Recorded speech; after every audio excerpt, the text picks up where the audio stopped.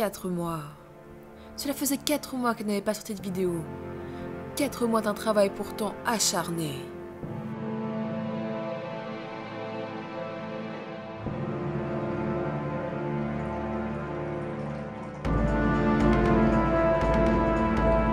Aujourd'hui, elle revient avec un sujet qui va déchaîner les foules. Les représentations sexuelles de la préhistoire, regardez ça. Beat, beat, bass, wouh! Allez, abonnez-vous!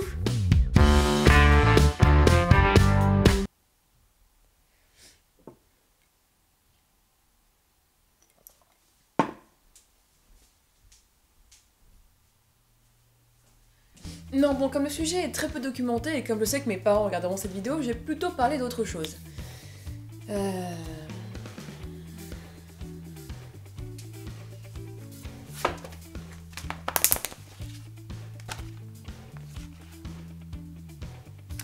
Les premiers hommes.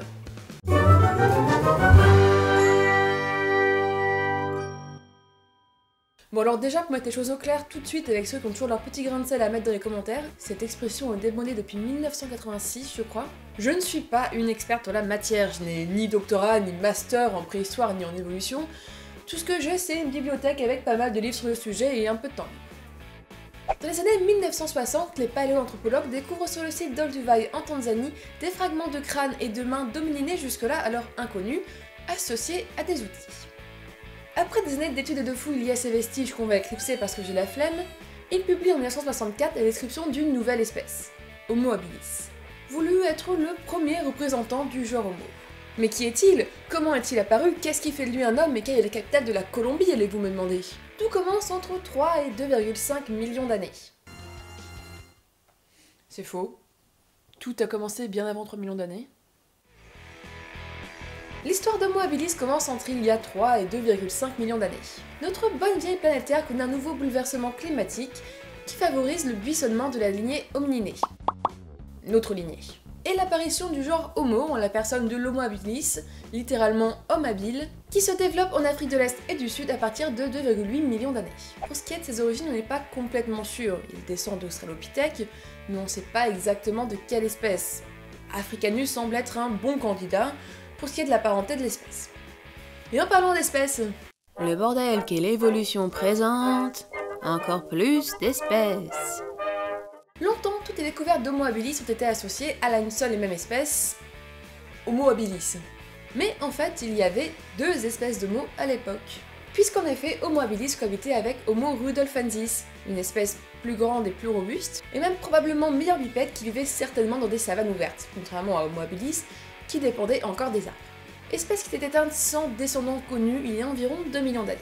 Ces deux espèces cohabitent également avec les paranthropes, une autre espèce cousine, cul-de-sac de l'évolution, sur laquelle je vais pas m'attarder parce qu'il y a déjà suffisamment d'infos à retenir sur Homo habilis. Les restes de nos grands papis sont assez rares, mais suffisants pour décrire l'espèce. Il mesure environ 1m20 à 1m40, ce qui est à peine plus haut qu'Australopithèque ou que les paranthropes, avec un dimorphisme sexuel toujours assez accentué. Les études sur le squelette post-crânien, c'est-à-dire tout sauf le crâne, montrent des caractères à la fois modernes et archaïques. L'étude du fémur et de l'humérus du fossile OH62, surnommé la fille de Lucie, ce qui est faux, témoigne qu'habilis reste encore partiellement arboricole. Ses mains sont caractéristiques des hommes modernes avec des dernières phalanges courtes et élargies, mais les premières phalanges, longues et courbées, rappellent celles d'Australopithèque. Pareil pour les pieds, ils sont courts et avec une voûte plantaire comme chez l'homme moderne, mais l'articulation de la cheville reste plutôt lâche, même s'il reste meilleur marcheur qu'Australopithèque. À côté de ça, Homo habilis possède un crâne d'une capacité d'environ 600 à 700 cm3, soit moitié moins que la capacité des hommes actuels, mais avec une nette évolution. Des moulages de l'intérieur du crâne montrent la symétrie des lobes gauche et droit, l'une des caractéristiques qui peut montrer la spécialisation des différentes aires du cerveau, qui peuvent par exemple servir à confectionner des objets. On note également un gonflement des aires de Broca et de Wernicke, qui sont respectivement l'aire de la parole et de la compréhension du langage.